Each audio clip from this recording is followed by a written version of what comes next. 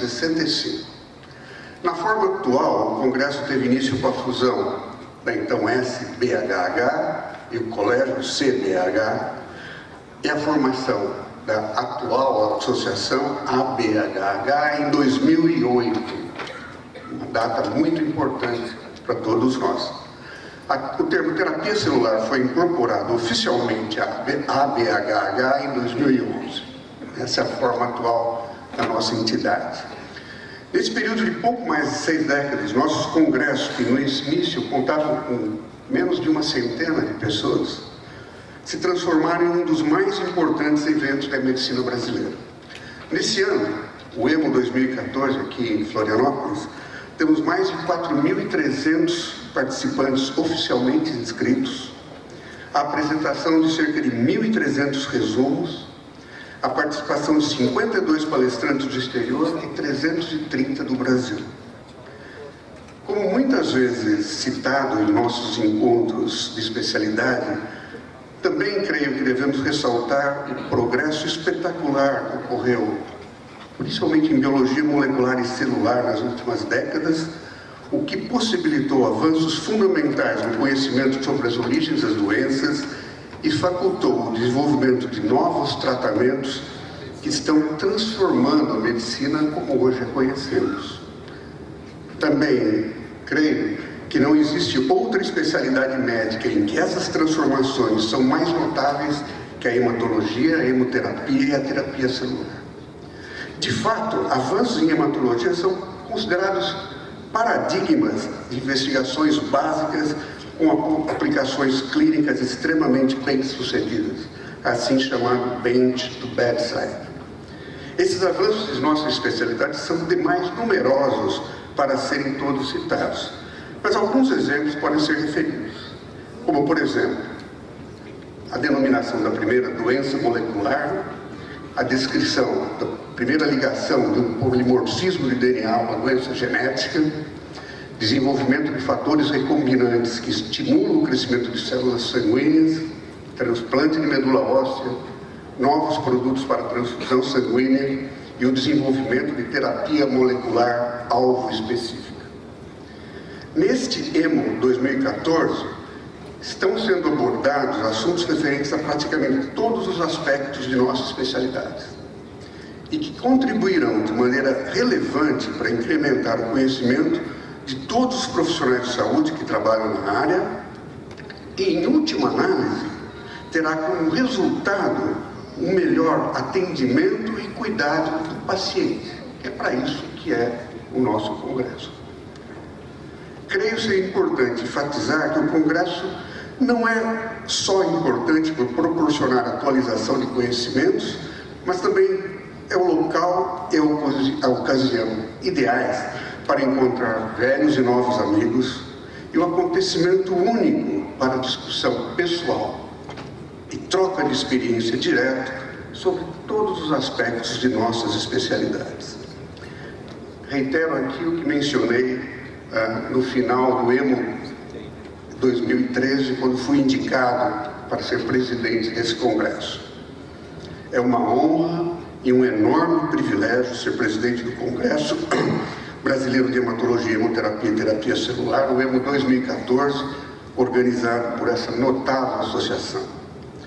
Eu quero ressaltar aqui de maneira enfática que a realização de um evento dessa magnitude somente pode ser possível em razão do trabalho, do esforço e da dedicação muito grande de um número enorme de colaboradores e colegas, aos quais eu, em meu nome pessoal, e tenho certeza em nome da ABHH, agradecemos de modo muito especial.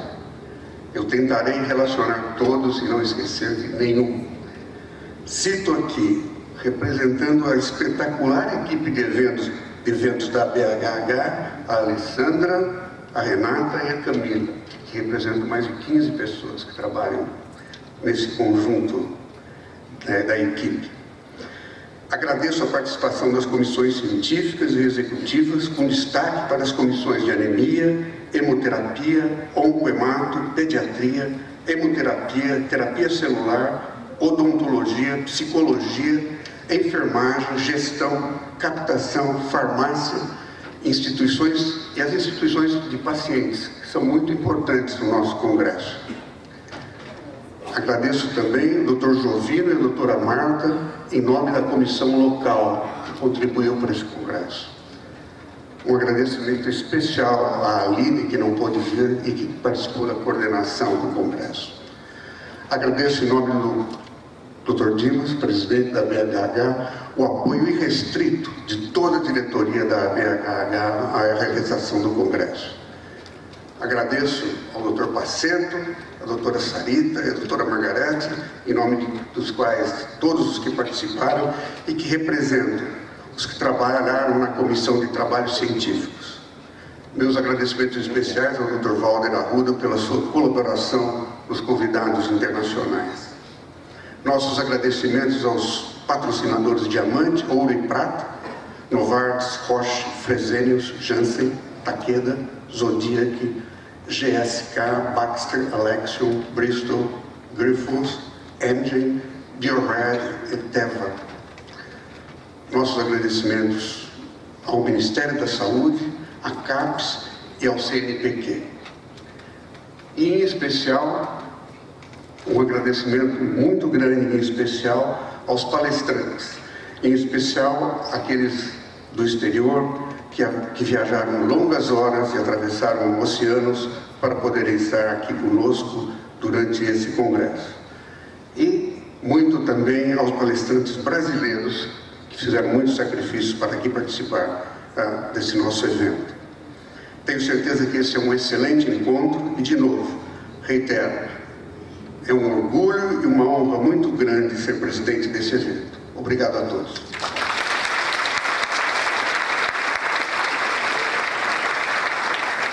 Muito obrigado, Dr. Fernando Ferreira Costa, presidente do EMO 2014.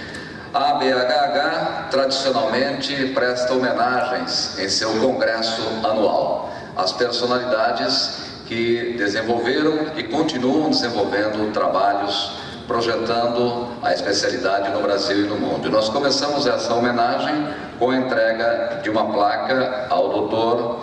Fernando Ferreira Costa, pelo presidente da BHH, Dr. Dimas Tadeu Covas, por gentileza.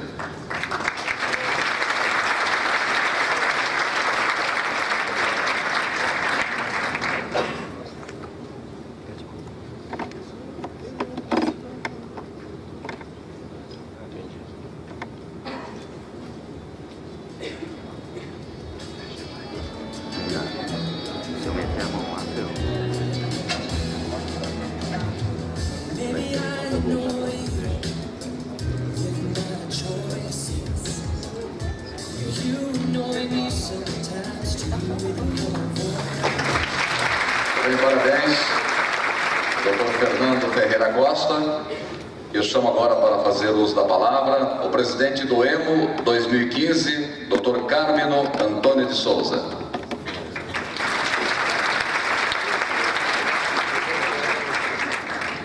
Boa noite, eu não sabia que ia falar, mas eu queria, em nome do Dimas, nosso presidente, saudar a todos os membros da mesa, a todos os meus colegas que estão aqui presentes e fazer um convite especial para que nós estejamos juntos no próximo EMO em São Paulo. O EMO em São Paulo vai ser feito no Centro de Convenções Transamérica, é um centro novo, não é no hotel.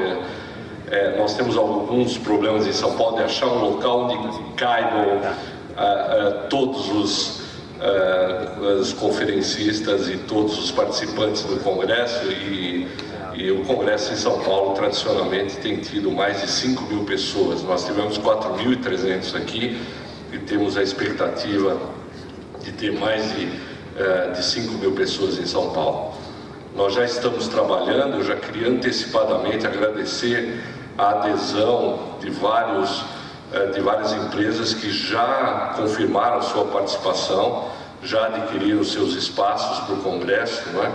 E agradecer também a todos os comitês da área científica e a todos os nossos organizadores, já que nós já estamos trabalhando de maneira bastante intensa na formulação e na elaboração do Congresso de 2015. Como o Fernando disse, esse é um congresso enorme, é o terceiro maior congresso do mundo ocidental, até onde a gente saiba, na área de hematologia e hemoterapia. É um congresso que não é feito para nós, é feito para os jovens que podem trazer as suas produções científicas e mostrar, ter contato com os livros vivos, como a gente costuma dizer, as pessoas que publicam, escrevem e que comparecem e nos dão essa oportunidade desse corpo a corpo. E mais do que isso, é um momento onde a nossa especialidade mostra para toda a sociedade científica e toda a sociedade em geral a força e a pujança que ela vem adquirindo nos últimos anos. É uma honra, é uma enorme responsabilidade ser o presidente de um congresso dessa entidade que adquiriu uma respeitabilidade muito grande em todos os níveis da nossa sociedade organizada, em nível do governo, em nível das associações e assim por diante. Então, muito obrigado, muito obrigado mesmo pela deferência de me dar essa oportunidade de presidir o Congresso. Agradeço aos meus colegas de diretoria e tenho certeza que nós faremos tudo o que for possível para termos um Congresso maravilhoso em São Paulo. Muito obrigado.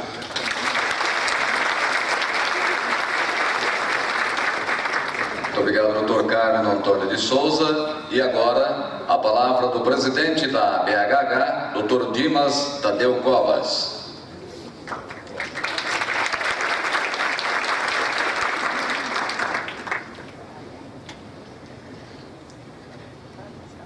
Bem, boa noite, senhoras e senhores congressistas, boa noite, senhoras e senhores convidados ao nosso congresso. Em nome da nossa associação, eu agradeço imensamente a vossa audiência a este evento, que é o mais importante da nossa associação.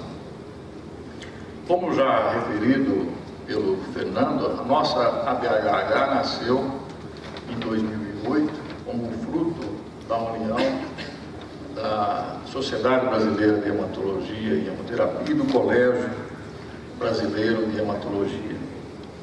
Ela é uma entidade científica e de defesa profissional que conta atualmente com 2.430 associados, médicos e não médicos.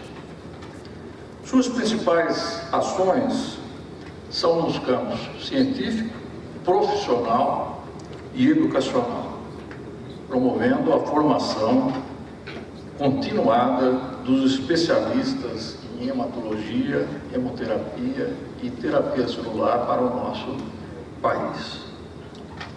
Este é o nosso 6º congresso, é o 6º congresso da BHH e, como os anteriores, é mais um grande sucesso. Mas, além deste congresso, é importante lembrar que em 2014 a ABHH já realizou 5 eventos. Realizamos a Conferência Brasileira de Linfomas em São Paulo, no mês de abril, com 645 participantes. Também em abril, realizamos em conjunto com a Associação Americana de Hematologia, aqui mesmo em Florianópolis, o ASH Highlights, com 610 participantes. Em agosto, na cidade de Fortaleza, ou melhor, na cidade de Fortaleza, realizamos a Jornada Brasileira de Hemoterapia, com 120 participantes. Em setembro, em São Paulo, promovemos o Encontro de Glóbulos Vermelhos e curso da Escola Brasileira de Hematologia, com 190 participantes. E agora, mais recentemente, em setembro, realizamos o Fórum de Novas Tecnologias em Hemoterapia, que congregou 60 participantes. Desde 2010, nós iniciamos um programa de educação continuada denominado Hemoeduca, que é acessível aos nossos associados através da nossa página na internet e que até o momento já realizou 16 cursos com 5.268 alunos. Somente em 2014 realizamos 4 cursos, 2 já estão programados para 2015. A BHH também é a entidade filiada à Associação Médica Brasileira, AMB, responsável pela concessão do título de especialista médico em hematologia, hemoterapia, hematologia pediátrica, transplante de medula óssea e também pela emissão de certificados de proficiência para não médicos. Até o momento, senhores, já foram titulados 1.660 médicos e 490 não médicos. Outro ponto forte de nossa atuação é no controle de qualidade e na acreditação de serviços de hemoterapia e de bancos de sangue de cordão umbilical. Nosso programa de acreditação desde 2011 é feito em conjunto com a Associação Americana de Bancos de Sangue. E até o momento já foram auditados os hemocentros de Santa Catarina, Pará, Minas Gerais e a Fundação ProSangue de São Paulo. A acreditação desses serviços foi financiada pelo Ministério da Saúde e também foi acreditado um laboratório em São Paulo, a Biotec. Para 2015, mais 5 hemocentros públicos serão auditados e certificados. Vejam que todas essas atividades que refletem o nosso compromisso com a nossa especialidade, não descuidando da defesa profissional, que tem atuado de forma eficiente em diversas áreas e instâncias, tanto públicas como privadas, na defesa dos interesses dos nossos associados. Nesse sentido, nos últimos anos, o papel da BHH foi decisivo na implantação dos testes NAT no Brasil. E a BHH se envolve nessa área intensamente, no sentido de maximizar a segurança do sangue transfundido no Brasil. Em todas essas atividades que mencionei, e em outras que não mencionei em virtude do tempo, somente foram possíveis, e somente são possíveis, pela união de nossos associados com o objetivo maior de manter a nossa especialidade viva e atuante no benefício final dos nossos pacientes. Agradeço a todos pelo apoio. Agradeço em especial aos meus colegas de diretoria dessa nova gestão, que não têm pedido esforço no sentido de fazer avançar a nossa associação. Agradeço aos nossos funcionários e agradeço especialmente a vocês que hoje nos honram com a sua presença. Muito obrigado.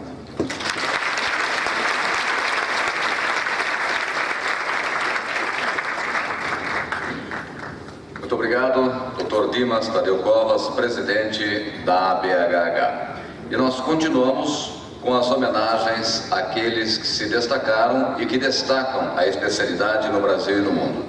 Nós chamamos agora como apresentadora da próxima homenagem a doutora Benigna Oliveira, por gentileza, e o homenageado é o doutor Marcos Borato Viana.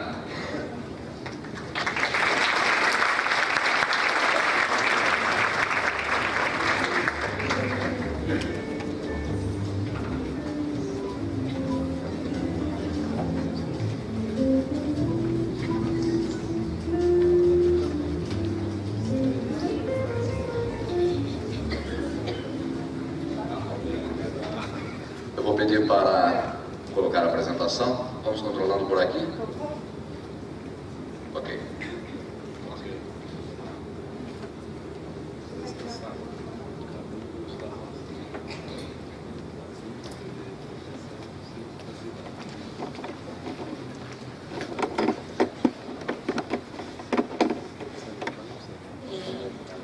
Cumprimento o presidente do Congresso, o presidente da Associação Brasileira de Hematologia e Hemoterapia, em nome de quem cumprimento os demais da mesa. Boa noite a todos. Estou emocionada, então vamos com calma, né? é uma grande honra poder homenagear o professor Marcos Borato Viana pela sua contribuição à medicina brasileira e à hematologia pediátrica. Cumprimento Graça, sua companheira, que está aqui, e tenho certeza que se seus filhos, Maria Rita e Eduardo, estivessem aqui, também estariam muito orgulhosos, como todos nós estamos. Gostaria inicialmente de fazer um breve relato da carreira do professor Marcos Borato. Professor emérito da Universidade Federal de Minas Gerais, exerceu a carreira de magistério durante 34 anos. Faz parte da história do Departamento de Pediatria e da UFMG, onde foi diretor da Faculdade de Medicina e vice-reitor, e atualmente exerce o cargo de assessor do reitor. Aluno brilhante, concluiu o curso de Medicina na UFMG em 1971. Recebeu ao fim do mesmo o Prêmio Oswaldo Cruz, primeiro lugar da turma. Cursou residência médica em pediatria no Hospital das Clínicas da UFMG e hematologia pediátrica no Hospital Felício Roxo, em Belo Horizonte, sob orientação do querido professor Romeu Ibrahim, que aqui está. Em 1977, foi admitido no Children's Memorial Hospital, em Chicago, para aperfeiçoamento em hematologia e oncologia pediátricas. Primeiro hematologista pediátrico do Brasil, criou em 1981 o Grupo de Hematologia Pediátrica da UFMG, referência em Minas Gerais e no país para o tratamento de crianças e adolescentes com doenças oncohematológicas. A partir daí, foi responsável pela formação de vários profissionais nessa área. Orientou diversos trabalhos de iniciação científica, mestrado, doutorado e pós-doutorado e coordenou o serviço de hematologia do Hospital das Clínicas até 2009. Como coordenador do Grupo de Pesquisa em Hematologia e Oncologia Pediátrica, orientador da pós-graduação e bolsista de produtividade do CNPq, apresenta significativa produção científica, com vários trabalhos premiados. Durante muitos anos, foi pioneiro no estudo das leucemias infantis, com ênfase no estudo de fatores prognósticos pouco explorados, como a situação nutricional, a condição socioeconômica e a adesão ao tratamento. Atualmente, nos abandonou na leucemia, mais ou menos, né? Sua principal linha de pesquisa é dedicada agora ao estudo da doença falciforme, triagem neonatal e acompanhamento clínico, contribuindo inegavelmente para o avanço dos conhecimentos nessa área. Cidadão sempre posicionado e preocupado com a construção de uma sociedade mais justa, atuou politicamente na sociedade e nas entidades médicas. Na Associação Brasileira de Hematologia e Hemoterapia, desde a época do Colégio Brasileiro de Hematologia, tem participação destacada em comissões, eventos e, mais recente, no corpo editorial da Revista Brasileira de Hematologia e Hemoterapia. Mas nesse momento tão especial, gostaria de ressaltar o que, além do seu notável currículo, faz o professor Marcos Borato uma referência para as várias gerações de professores, estudantes, residentes, pediatras e hematologistas. Não encontrei forma melhor do que relatar como conheci o professor Borato, pois acredito que essa história seja parecida com a de muitos que, de alguma forma, foram influenciados por ele na escolha da hematologia como especialidade médica. No meu primeiro dia como residente de pediatria no Hospital das Clínicas da UFMG, deparei-me com um paciente internado há várias semanas, sem diagnóstico definido, acompanhado por diversos especialistas que aguardavam ansiosamente a avaliação da hematologia, um caso muito difícil. Nessa ocasião, conheci o professor Borato, que se encarregou da avaliação. Os preceptores e colegas me avisaram: cuidado, ele é muito exigente, muito bravo. No entanto, o professor Borato exerceu desde aquele momento um papel-chave em minha formação. Eu não havia participado de atividades de iniciação científica durante a graduação e a forma como abordou o caso foi para mim uma novidade. Sua visão clínica aguçada, sua postura ética em relação ao paciente e aos colegas, mas especialmente o seu entusiasmo, a sua disponibilidade para a transmissão do conhecimento e o seu espírito científico chamaram minha atenção. Esse paciente tornou-se o caso índice de sua dissertação de mestrado, intitulada Síndrome do Istócito Azul Marinho, como manifestação de uma variante da doença de Niemann-Pick. Ainda durante a residência, o professor Borato foi meu preceptor por mais 2 estágios, e sob sua orientação, compreendi que a opção pela hematologia pediátrica traria a possibilidade de associar clínica e laboratório, abrindo múltiplas possibilidades de atuação.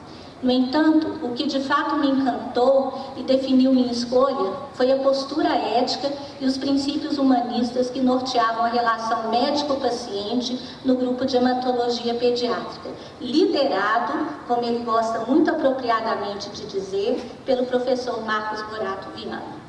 Caro professor Borato, vamos lá.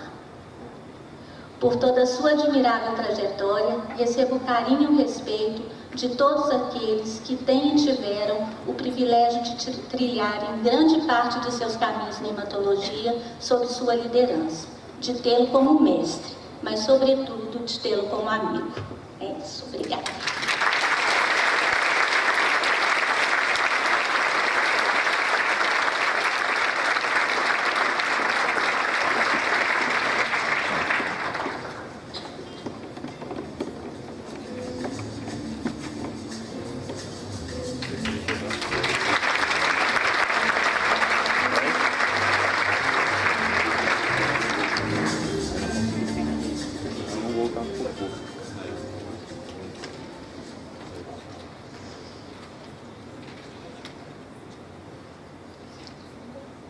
Prezados senhores membros da mesa, pessoas que estão aqui, que estão assistindo ao congresso,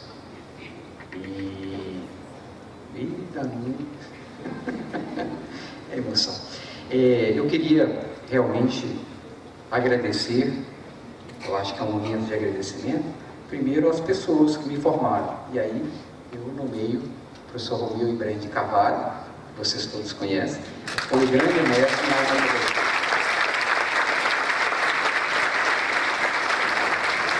E na área de pediatria, que não estão aqui, mas alguns conhecem, o professor Endo Leão e o professor Roberto Assis Ferreira. São os grandes mestres na área de pediatria. E, obviamente, gostaria de agradecer àqueles a quem eu pude liderar, como diz a Benigna, e ela foi a primeira, né?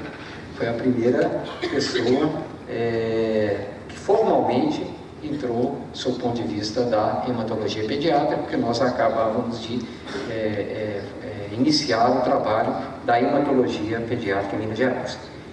Nesse particular é muito interessante, porque em Minas Gerais a hematologia pediátrica precedeu a hematologia de adultos sob o ponto de vista do Hospital das Clínicas, porque a minha formação foi no Felício Rocha, tá certo? Mas não existia hematologia no Hospital das Clínicas do UFMG. Então a hematologia, sob o ponto de vista da universidade, da UFMG, foi iniciada na hematologia pediátrica em 1981 com a minha companheira antiga, que não está aqui também, que é a Rosângela Carrusco Corrua. Então nós iniciamos a hematologia pediátrica em 1981 e depois é que veio se incorporar a hematologia de adulto. Então lá nós temos precedência sobre a hematologia de adulto. E felizmente nós conseguimos manter essa unidade até hoje. A hematologia pediátrica é unida com a hematologia de adulto, formando o serviço de hematologia do Hospital das Clínicas. É claro que, do ponto de vista departamental, os professores de hematologia de adulto pertencem ao departamento de clínica médica e os de pediatria pertencem ao departamento de pediatria. Mas, do ponto de vista do hospital, assistencial e de pesquisa, os dois grupos são conjuntos e formam o serviço de hematologia e, aliás, de oncologia também junto, e transplante e também hemoterapia, constituem o serviço de hematologia do hospital. Então eu queria agradecer em nome da Benigna, mas todos que estão aqui, que foram de certa forma formados ou diretamente formados por mim. Não sei se a Celinha está aí, foi uma das pessoas também, uma das primeiras. Cadê a Celinha? Está lá.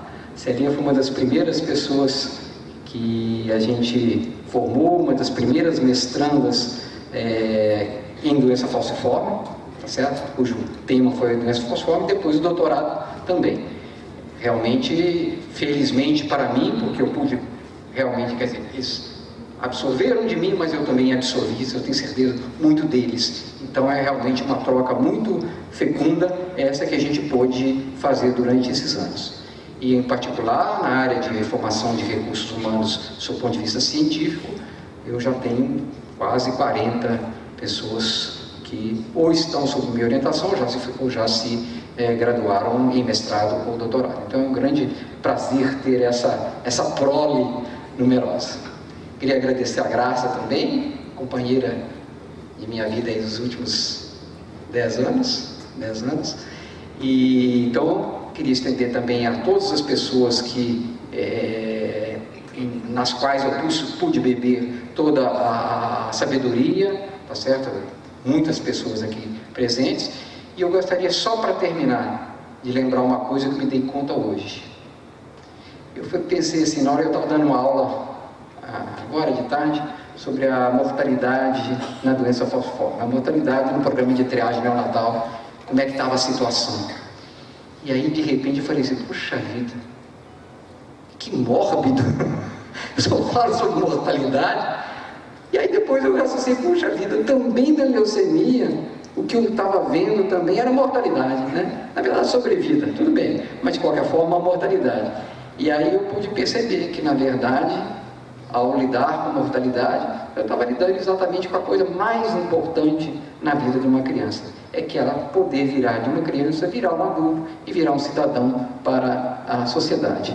Então eu acho que esse foi o motor, tá certo, de toda essa minha... Eu realmente me sinto que eu me dediquei muito, e me dediquei exatamente para que essas crianças não tivessem a sua vida precocemente ceifada, tanto os da anemia falciforme, como eu falei hoje, ainda 10% das crianças não atingem os 5 anos de vida.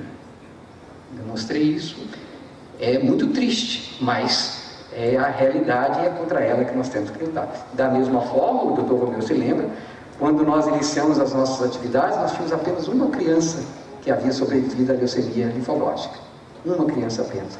E a gente, com a ajuda de muitas pessoas, no Congresso do Colégio Brasileiro de Hematologia de 1979, quando eu voltei de Chicago, nós apresentamos a primeira casuística grande de crianças com leucemia, e a nossa sobrevida era um surpreendentes 25%, que infelizmente atualmente está em torno de 70%, 80%. Mas foi graças à mortalidade, na verdade, a sobrevivência dessas crianças, que eu acho que foi o motivo todo dessa minha jornada em direção a cumprir o meu papel, né, dentro da sociedade. Eu tenho certeza que eu sou muito novo ainda e ainda vou contribuir muito, espero assim, que seja assim. E recentemente também eu queria agradecer ao professor Fernando por ter tido a honra de ser convidado para a editora associada da revista. Sempre lutei pela revista, tá certo? Realmente prezo muito a revista, tenho certeza, eu falei isso hoje com ele, que daqui a 5 anos essa revista vai ser, dentro das revistas internacionais, uma das mais bem conceituadas e talvez originária de países em desenvolvimento, a revista de maior impacto sob o ponto de vista da hematologia brasileira. Então é uma grande honra e a gente agradece também essa deferência e realmente, vamos dizer, conclamando os colegas para que escrevam para a revista, para que a gente possa ter trabalhos de qualidade e para que o conceito que a hematologia já tem, a hematologia brasileira tem, realmente se torne também na área científica uma referência mundial. Obrigado, Benigna, pelas palavras. Realmente você escolheu uma foto bem interessante, né? Que geralmente assim, me parece às vezes um pouco carrancudo, as pessoas que me conhecem sabem que não, mas tem algumas fotografias que eu estou bem carrancudo e ela conseguiu uma fotografia em que eu estava bastante relaxado. Isso foi de bom gosto seu. Obrigado.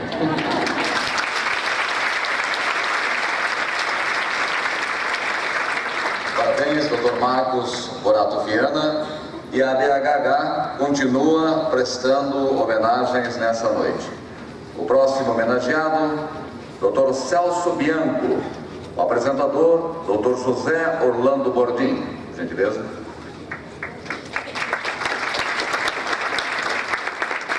Obrigado, boa noite a todos.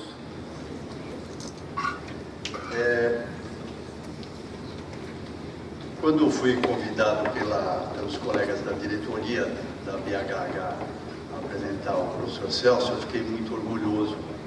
E isso, o professor Celso, que daqui para frente nessa apresentação. Eu respeitosamente vou chamar de Celso, para ficar mais informal. Na verdade, nós temos laços comuns, vários comuns, e que alguns deles eu vou demonstrar.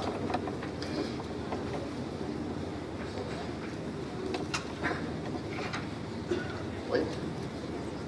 Você coloca a apresentação, por favor? Não, pode voltar. O primeiro laço comum é esse, a nossa querida Escola Paulista de Medicina. Esse era o prédio da Escola Paulista nos anos 30 e 40. Aqueles que não conhecem a história inicial do Celso, ele se formou na Escola Paulista de Medicina na década de 60. E foi aí que começou a sua brilhante carreira, que certamente eu vou medir aqui muitos aspectos, mas eu vou procurar oferecer algumas ideias para que a gente consiga entender a brilhante carreira do Celso.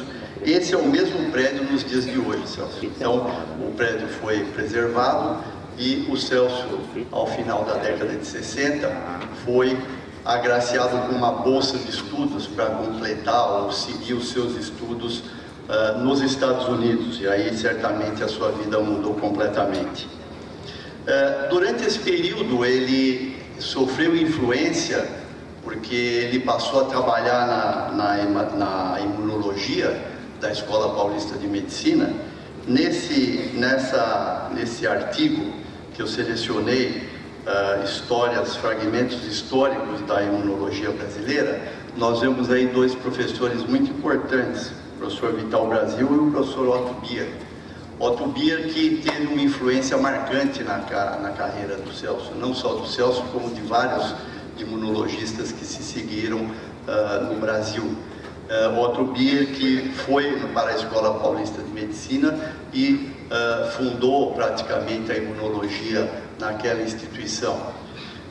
O Otto Bier, nesse outro documento que eu selecionei, é um documento da história contemporânea do Brasil, ele conta com detalhes todos aqueles indivíduos que ele teve a honra de formar, e certamente entre eles está citado o professor Celso, a quem ele declara um carinho especial.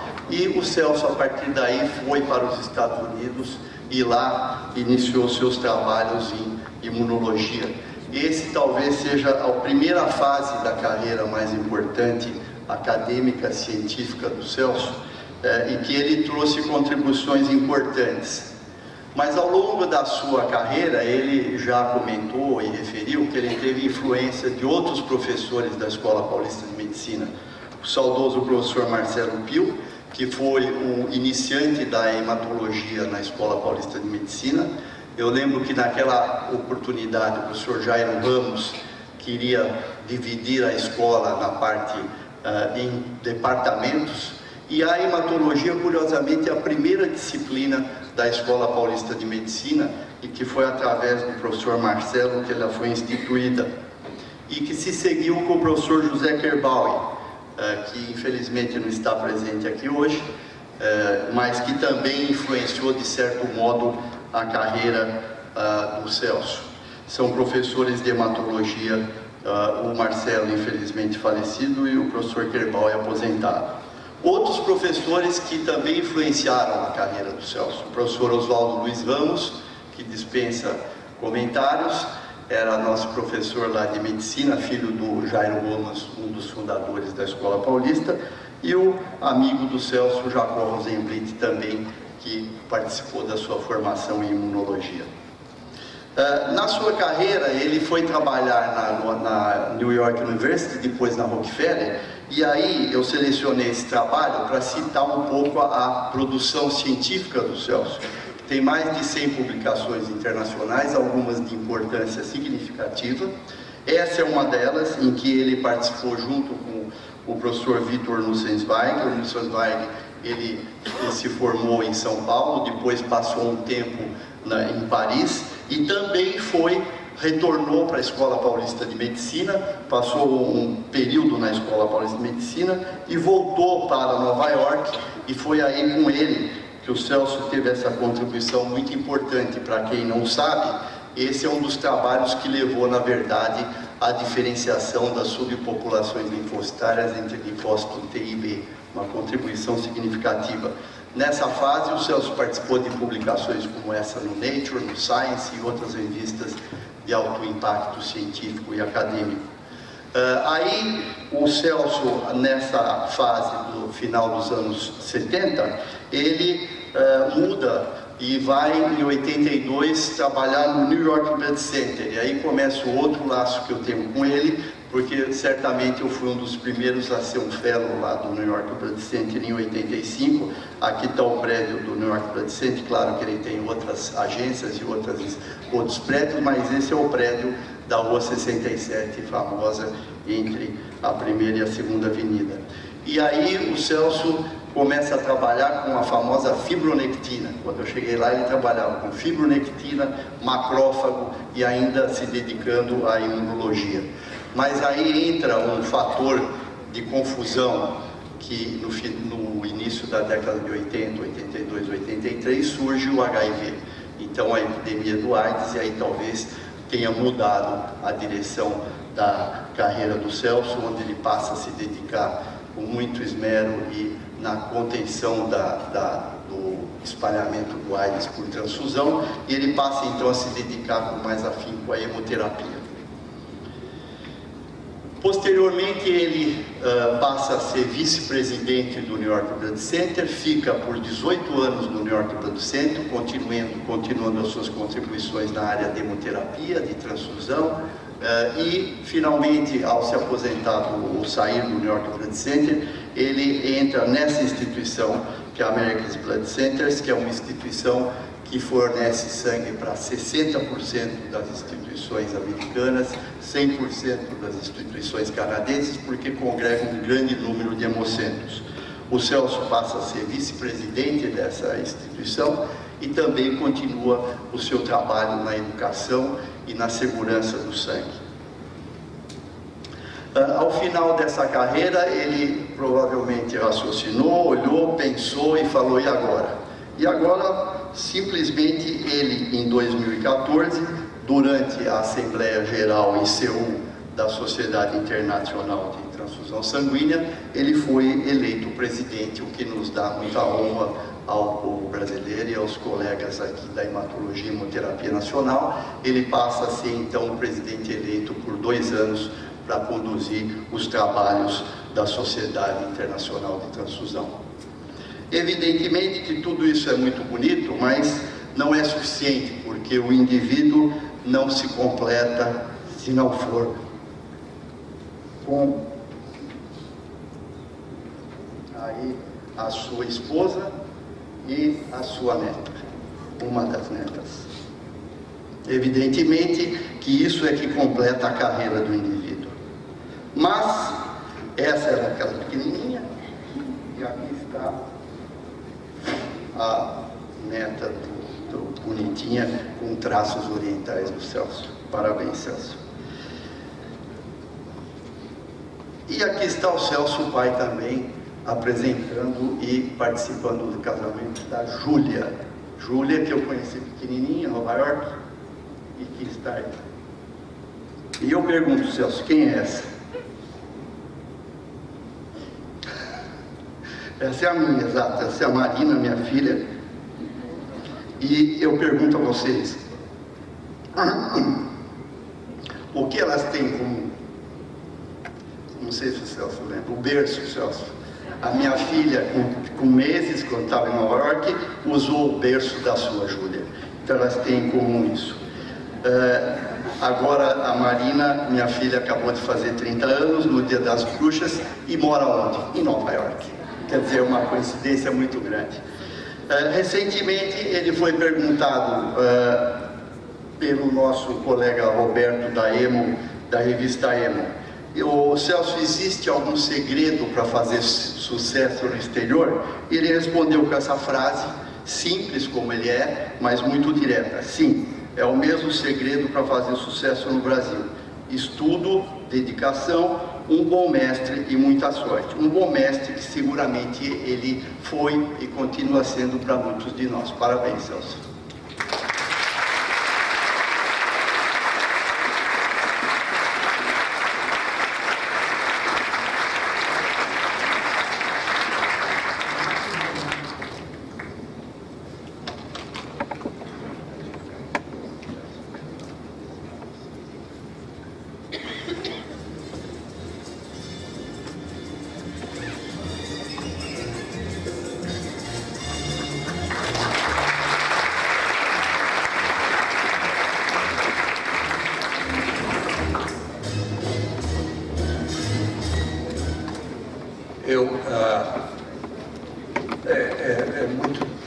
tocante, muito emocionante isso, voltar à história, mas uma coisa que eu fiquei muito feliz que o Gordinho fez foi mostrar que tudo que eu fiz começou aqui no Brasil.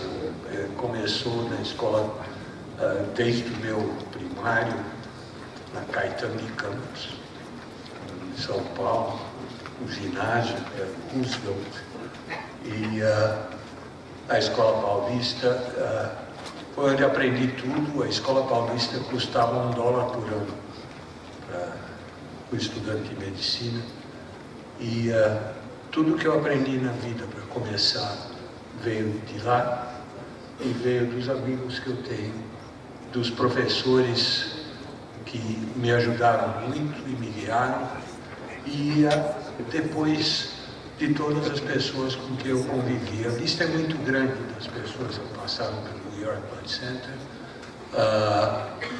ou que passaram em outros laboratórios. Teve outras pessoas com quem eu trabalhei na Rockefeller University, na State University de New York, e mesmo no New York Blood Center. Eu quero agradecer a todos vocês. É muito, como eu disse, tocante para mim de ter recebido isso de vocês. Eu reconheço vocês como parte da minha vida e a base do que eu sou hoje. Muito obrigado. Eu vou para vocês, olha, eu estou vendo o Paulo aqui, que passou tempo lá, o Nelson, o Sr. Hermes lá, que passou tempo lá, o Zé Mauro, muita gente, o Ramos, que passou por lá, e a lista é grande. E muito obrigado, muito obrigado.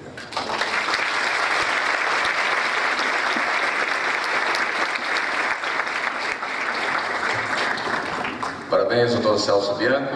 Nós continuamos com as homenagens. A BHH homenageia agora o doutor Roberto Paceto Falcão. E o apresentador é o magnífico reitor da USP, doutor Marco Antônio Zago.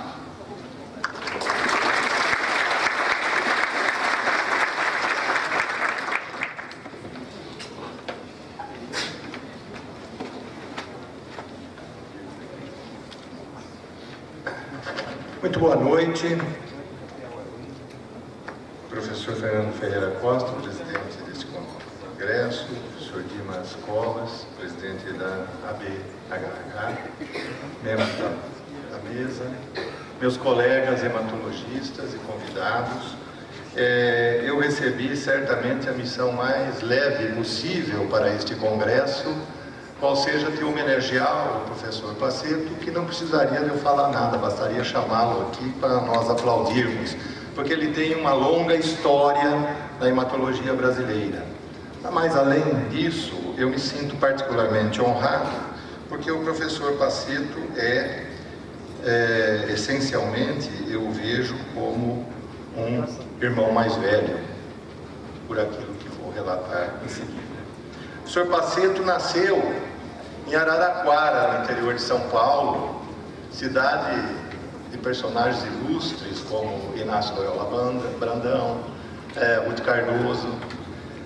Nós sabemos pouco da infância dele, mas sabemos que em 1961 ele entrou na Faculdade de Medicina de Ribeirão Preto, como atesta a boina amarela que ele está usando. Esse era o atestado que entrou na Faculdade de Medicina, e depois eu posso contar a história porque que a boina era amarela e não verde, que é a cor da medicina. Mas provavelmente nesta época existia uma ótica em Ribeirão Preto também vendendo óculos para os estudantes de medicina, e todos portavam o mesmo modelito. Paceto, logo durante o seu curso de medicina, já sofreu grande influência de uma personalidade importante na hematologia brasileira, Cássio Bottura. Não só ele, como eu, Fernando Costa, que está aqui, Dimas. Cássio Bottura havia sido formado em citologia por uma das personalidades mais importantes da história da hematologia no Brasil, José Oria. José Oria foi professor de histologia e embriologia na Faculdade de Medicina de São Paulo, morreu em 1948, E grande parte da hematologia paulista deriva da presença de José Oria, que não era hematologista. Através do Cássio Bottura, uma influência marcante em Ribeirão Preto e também em Campinas, parcialmente. Através do professor Marcelo Pio da Silva, que foi formado também pelo José Oria na Escola Paulista de Medicina. Através do Michel Janra, também foi discípulo de José Oria na Faculdade de Medicina de São Paulo. Cássio Bottura introduziu no Brasil o estudo da citogenética em humanos, em doenças endocrinológicas e doenças hematológicas. E o Pacetto aparece aí naquele laboratório onde nós trabalhamos muito tempo e se dedicou, na sua tese de doutorado, ao estudo citogenético e imunoquímico da leucemia linfóide crônica. Uma empreitada quase impossível naquela época.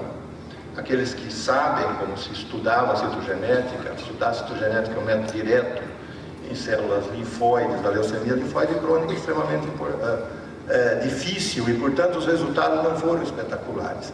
Mas a concepção por baixo disso estava correta. Isto é, que a leucemia linfóide crônica é uma doença proliferativa clonal de células anormais do tecido linfóide. E mais que isso, que as alterações imunoquímicas e imunológicas que aparecem são consequências desta proliferação anormal. Muito bom. No entanto, eu pulei um pedaço, porque antes de fazer a tese de doutorado, o Pacetto foi para Brasília, que ele arrumou a namorada na Faculdade de Medicina da Universidade de Brasília e casou-se com Anita Frimer. Depois veio para Ribeirão, e esta é uma foto recente do Pacetto com a doutora Anita. Dos seus 4 filhos, 2 filhas estão aqui com os genros, e a irmã dele, a Deise Falcão, que é uma microbiologista, foi uma microbiologista bastante respeitável. Muito bom. Depois disso, o Pacetto fez uma carreira acadêmica brilhante, esteve em Oxford, trabalhando com Ian McLennan. Quando voltou, entusiasmadíssimo, porque de fato naquele momento se podia já quantificar os subtipos de linfócitos, não é? E esta começou a crescer enormemente a importância do tecido linfóide, do estudo do tecido linfóide, que na época que eu estudei medicina, pouco antes dessa chegada do Pacetto, no nosso livro de citologia, que tratava longamente dos neutrófilos, dos eosinófilos, havia páginas e páginas sobre os eosinófilos, tinha meia página sobre linfócitos, dizia que era uma célula sem muito interesse, absolutamente pouco interessante do ponto de vista morfológico, se caracterizava pelo fato de não ter característica especial nenhuma. Suspeita-se que tem alguma coisa a ver com a imunológica. Não podemos deixar de lembrar que o Pacetto foi presidente do Colégio Brasileiro de Hematologia durante esse período de 8 anos, coincidindo no final com o mandato do Carmen na Sociedade, não é? Brasileira de Hematologia. Foi isso, não é, Carmen? Não. Quem que era? O Dante. E isto foi o que permitiu finalmente a fusão dessas duas sociedades que por muito tempo competiram e finalmente se juntaram e se tornaram uma ABHH bastante forte. As publicações do Pacetto, daí para frente, tratavam essencialmente do tecido linfóide normal e anormal, das alterações linfóides em imunológicas e numerosas doenças, como por exemplo a anemia plástica. Pacetto aposentou-se recentemente pela compulsória, mas isso não fez nenhuma diferença. Ele continua trabalhando da mesma maneira, tá certo? Continua orientando estudantes, médicos residentes, médicos contratados, alunos de pós-graduação, alguns estão nessas fotos, tá certo? E dos seus orientados, eu fiz uma lista, espero que esteja completa. E este, para mim, é o mais importante atestado de sucesso de um professor universitário. É aquele que deixa um conjunto de orientados capazes de ter sucesso como tem fomos orientados pelo professor Paceto, das diferentes áreas, acadêmica, na atividade clínica, na gestão, e eu destaquei destes 3 que são muito conhecidos na hematologia e na nossa sociedade. O Eduardo Magalhães Rego, que é professor titular de Oncologia na Faculdade de Medicina de Ribeirão Preto, conhecido por seus estudos sobre as leucemias agudas, mieloides, principalmente leucemia promielocítica. O Rodrigo Tocantins Calado, professor adjunto em Ribeirão Preto, depois de uma ausência relativamente longa no Brasil, e que tem se dedicado aos estudos principalmente da importância das lesões, alterações dos telômeros e das anemias hipoproliferativas. O Júlio César Voltarelli também foi orientado pelo professor Paceto, foi professor titular de Imunologia Clínica em Ribeirão Preto, onde ele implantou um centro de transplantes de medula óssea, hoje dirigido pela professora Belinda Simões. Nos últimos anos da sua vida, o professor Júlio faleceu há 3 anos, ele fez alguns trabalhos que tiveram grande repercussão, principalmente no que diz respeito ao tratamento do diabetes mellitus. Paceto continua sempre muito ativo e suas reuniões de citologia são largamente conhecidas e muito concorridas, e nós vemos aqui um Paceto tecnológico que poucos conhecem. Bem, o professor Paceto sempre teve uma referência muito grande aos seus amigos hematologistas, não é? Uma longa convivência com um grande número de colegas, ex-orientados, ex-alunos e assim por diante. E eu gostaria então, neste momento, de fazer uma referência especial à minha relação com o professor Paceto. Eu conheci o professor Paceto há exatamente 50 anos. 1964, que foi o ano do golpe militar, quando eu cheguei em Ribeirão Preto para me preparar para o curso de medicina. E me inscrevi num curso preparatório para o curso de medicina, um curso para exame vestibular, chamado curso Oswaldo Cruz, conhecido por COC, que ele e alguns colegas haviam fundado. E ele e esses colegas desse curso estão aqui, naquele ano de 1964, só que eles não estão no cursinho, estão no baile tradicional da Faculdade de Medicina, está sendo chamado Baile Branco. Estão aí os colegas dele, eu conheço todos, o Lorico, o Gigante, o Mantovani, o Ibrahim, o Coutinho, e o Paceto é fácil de identificar. Nesta época, não era mais uma ótica, havia uma loja de gravatas em Ribeirão Preto que vendia gravata para os estudantes de medicina. Bem, então eu fiz esse cursinho e daí a algum tempo, pela primeira vez, eu e o Paceto saímos juntos numa publicação, na primeira página do jornal. Na época dos conflitos da polícia e dos militares com os estudantes. Os senhores veem o Paceto, que tinha e que demonstrou nessa época uma desconhecida habilidade para correr, salvou a pele. E eu não era tão bem treinado, acabei na mão dos militares e depois no hospital. Tudo bem, mas saímos juntos pela primeira vez, primeira publicação, estamos juntos. E daí para frente, trabalhamos juntos muito tempo, dividimos salas, dividimos escalas de aulas e fizemos o concurso titular no mesmo dia, nos transformamos em professores titular no mesmo dia. E contrariando uma larga expectativa que existia de alguns, nós não brigamos pelo poder. Pelo contrário, poderão perceber aí que no ano 2000, a partir do ano 2000, quando nós dois nos transformamos em professor titular, passamos a colaborar intensamente e publicarmos juntos. Bem, com o Paceto, eu tive participei de duas grandes aventuras da minha vida. As duas maiores aventuras, eu acho, na hematologia. A Escola Brasileira de Hematologia e escrever um tratado de hematologia. A Escola de Hematologia foi uma iniciativa do Paceto, minha e do professor Dimas. Nos reunimos a primeira vez em 93, em Caxambu, e depois disso, mais de, 50, 60 cursos nos mais diferentes locais do Brasil. O livro, nós devemos lembrar que em 1977, o professor Ali Pacheco de Oliveira escreveu um livro de hematologia clínica, hematológica, que foi muito importante no desenvolvimento da hematologia brasileira, mas não teve segunda edição, terminou por aí.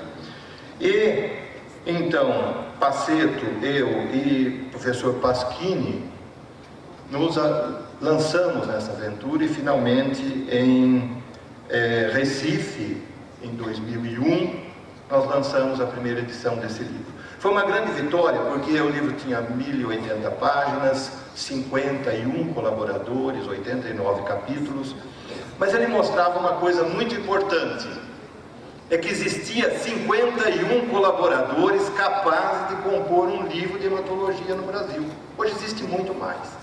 Quer dizer, aquilo mostrava que a hematologia brasileira tinha chegado de fato a uma maturidade.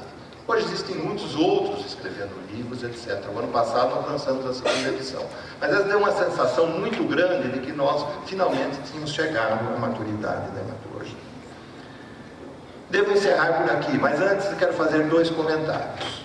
Primeiro, existe um mito, certamente é mito, de que o Paceto tem uma sala desorganizada e uma mesa muito bagunçada. Ora, aqueles que pensam assim e dizem que uma mesa bagunçada pode ser sinal de uma mente bagunçada, devemos lembrar o que disse Einstein. Bem, e uma mesa vazia é sinal de quê? Paceto, nós queremos agradecer todos esses anos de alegria, de atividade e de formação de gente no Brasil, tá certo? E lembro que os nossos caminhos somos nós que construímos. Não são traçados inicialmente, eles não estão prontos. Certo? Somos nós com os nossos atos corretos e às vezes incorretos que construímos aquilo que não tem retorno. Feito, está feito. E você fez bem. Tá certo? Eu lembro então os versos do Antônio Machado, muitos conhecem. Caminhante, são teus passos o caminho, nada mais. Caminhante, não há caminho. Caminho se faz ao andar. Ao andar se faz o caminho e ao voltar a vista para trás se vê a senda que nunca se há de voltar a pisar. Caminhante, não há caminho, senão estrelas do mar. Você tá.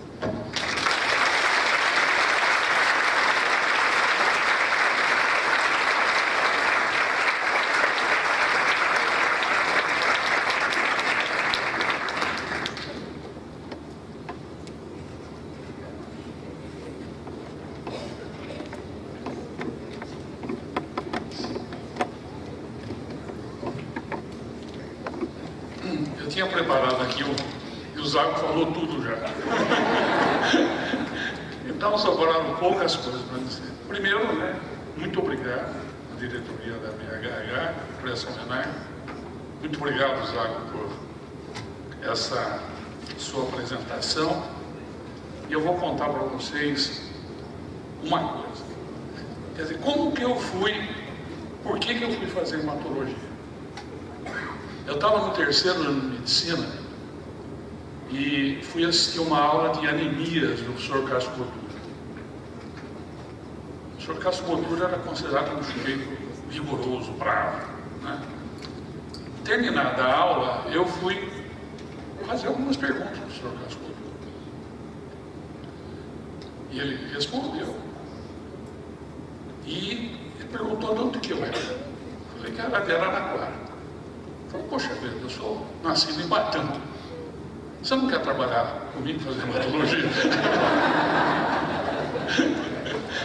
Quer dizer, esse é o professor Cássio Botura, como o Zago referiu, foi uma pessoa extremamente importante, tanto na nossa formação universitária, como na formação humanística, né? Ele sempre dizia, ó, você vai para o exterior, metade você vai aprender ciência e metade você vai melhorar a tua cultura, né?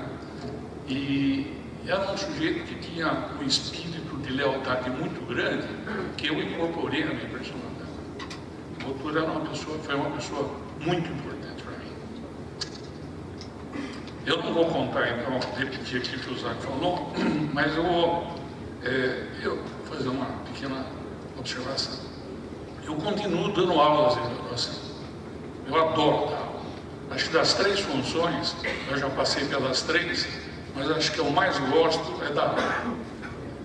E outro dia eu estava dando uma aula, discutindo linfadenopatía, né,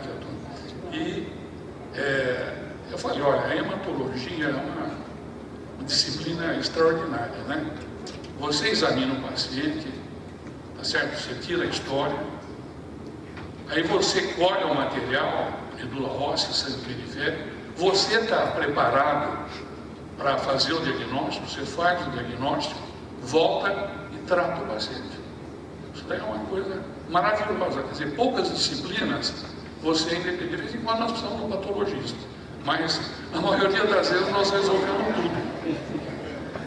Eu falei, tem mais uma coisa, olha, vocês aqui, alunos do 4º ano de medicina, vocês, aqueles que pretendem fazer carreira universitária, têm um motivo a mais para escolher hematologista.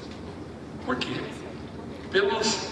O atual reitor da USP, o Sr. Zago, né, e o Sr. Costa, né, fizeram hematologia e chegaram ao reitor. Quer dizer, a forma para ser reitor é fazer hematologia. Muito obrigado.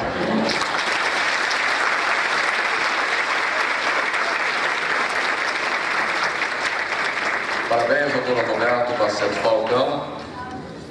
E através das falas, nós pudemos então ter uma viagem na linha do tempo e relembrar fatos e personagens da especialidade que hoje atuam no Brasil e no mundo. Nós vamos agora para mais uma homenagem, a última dessa noite. A homenageada é Lúcia Gonçalves da Mota Silva e a apresentadora é a doutora Marília Rugani, diretora de comunicação da ABHH.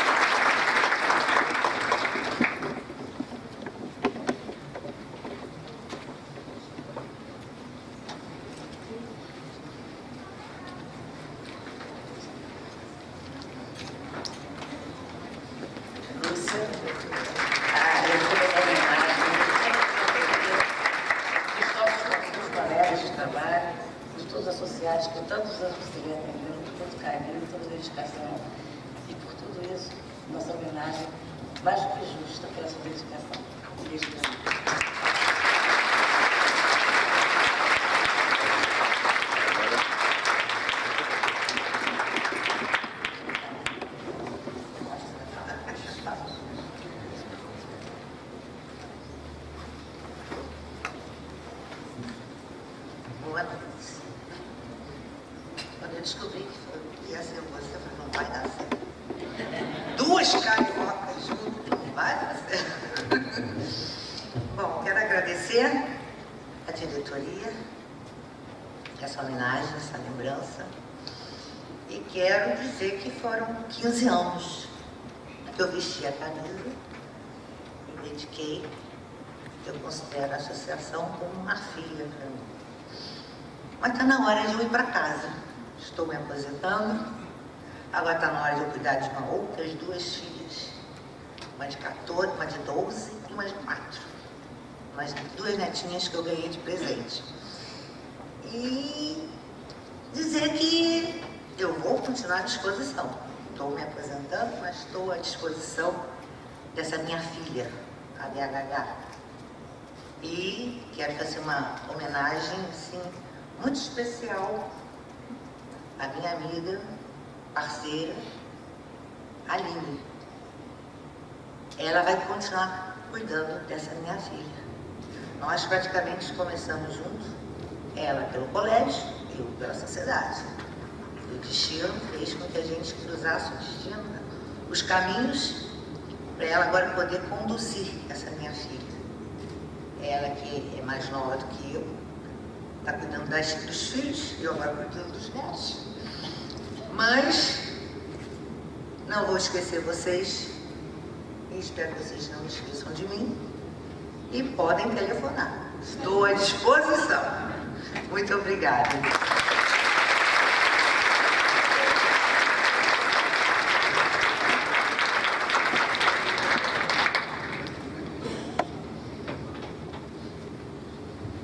Parabéns a Lúcia Gonçalves da Mota Silva. Senhoras e senhores, nós estamos encerrando a abertura desse congresso que prossegue amanhã e no domingo com inúmeras atividades. Muito obrigado à mesa diretora, muito obrigado pela presença de todos que lotaram esse auditório e até o ano que vem, em São Paulo, em mais uma edição do Congresso Brasileiro de Hematologia, Hemoterapia e Terapia Celular. Uma boa noite a todos e segue agora o coquetel aqui na saída à esquerda. Muito obrigado a todos e boa noite.